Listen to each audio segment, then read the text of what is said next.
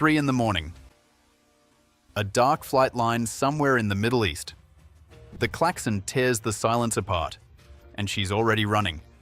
Full flight gear, G-suit, boots pounding the tarmac toward a jet that costs more than $140 million. She has 11 minutes to be airborne.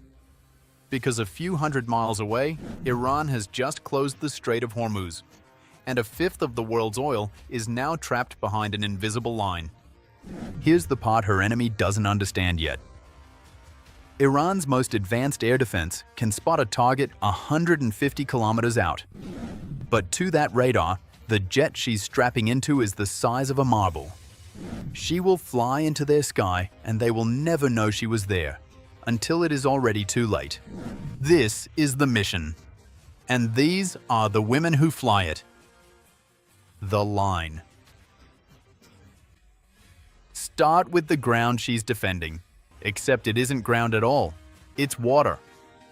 The Strait of Hormuz is the most important 21 miles of ocean on the planet. It's the only way out of the Persian Gulf. Every barrel of oil from Saudi Arabia, Iraq, Kuwait, the Emirates, Qatar, and Iran itself has to thread this one choke point. Around 20 million barrels a day. A fifth of the world's oil funneled through a gap you could cross in a fast boat in minutes. Close that gap and fuel prices climb on every continent within days. This is not a regional problem, it's everyone's problem. And in 2026, Iran did the thing the world always feared. Twice. In March and again in July, the Revolutionary Guard declared the strait closed, until further notice, and backed it with drones and missiles fired at ships that dared to cross. It triggered the largest US naval escort operation since the 1980s. The strait has never been fully shut in modern history. In 2026, it came closer than it ever had. That's the line she's scrambling to hold.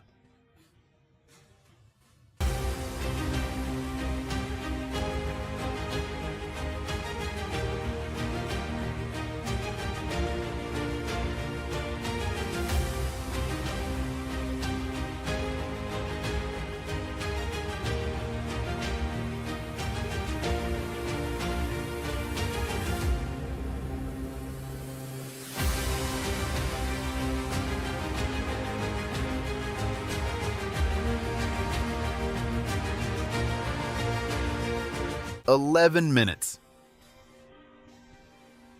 So what actually happens when that klaxon goes off?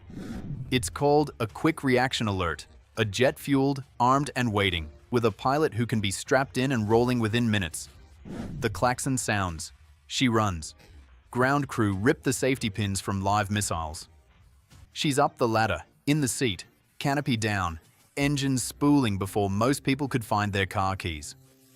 A data burst hits her jet over a private link, where the threats are, where the friendlies are, and the whole picture builds in seconds. Then she rotates, lights the afterburners, and points the nose at the sky. This jet climbs at over 62,000 feet a minute. Nothing else in service goes up faster. One moment she's on the ramp. The next, she's a rumor over the Gulf. And speed is the whole game here. The strait is only 21 miles wide at its neck. A fast attack boat can cross a shipping lane in under 2 minutes. An attack drone takes 10. Her jet, holding past the speed of sound without even lighting the afterburner, can run the entire length of the strait in under 7. In a knife fight this tight, whoever gets there first writes the rules. And nothing gets there faster than her.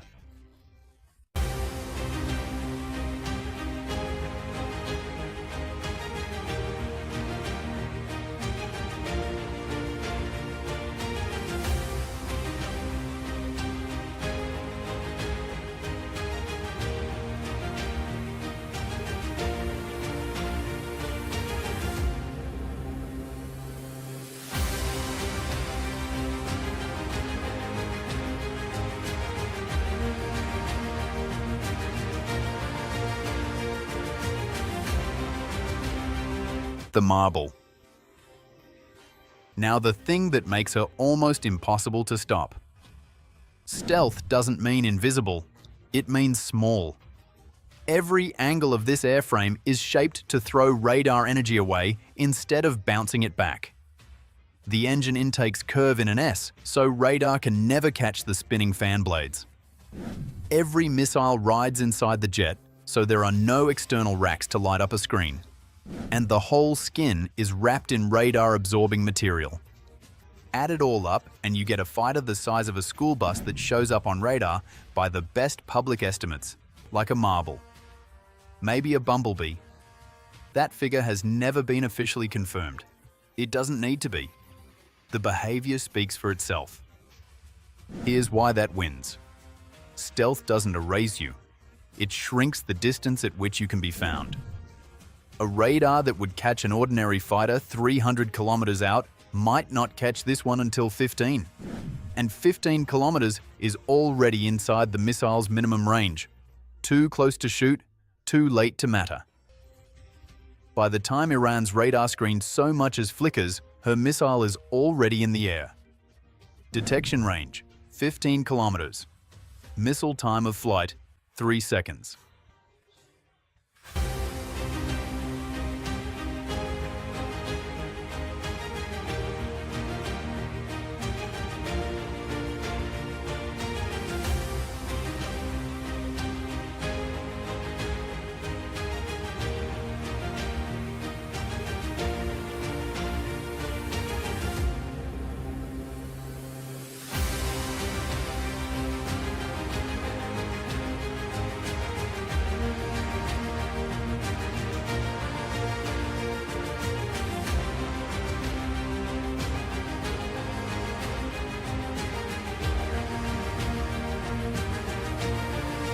The silent kill. This jet can hunt without ever making a sound they can hear. Its radar uses signals so quiet that an enemy's warning receiver never trips. It can see without being heard. And it carries a second system that just listens.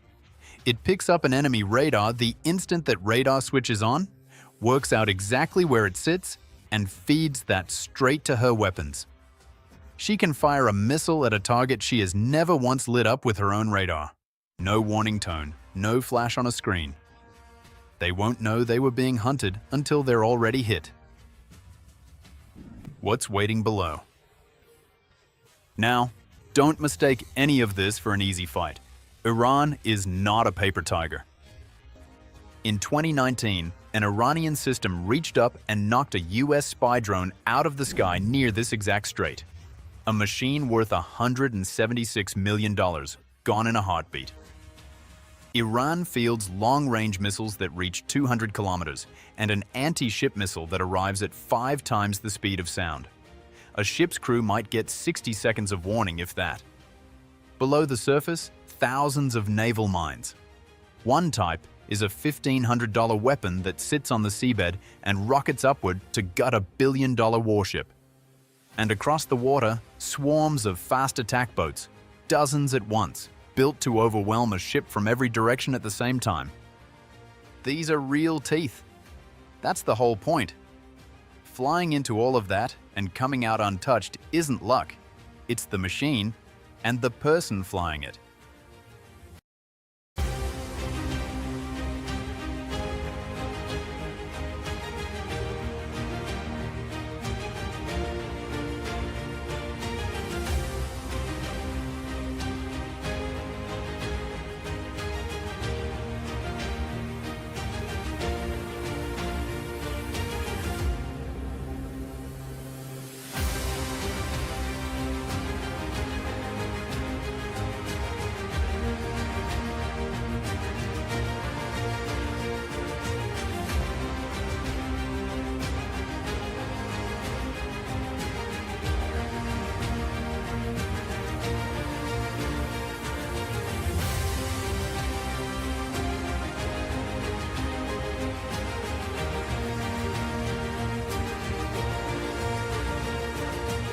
The downside no one talks about.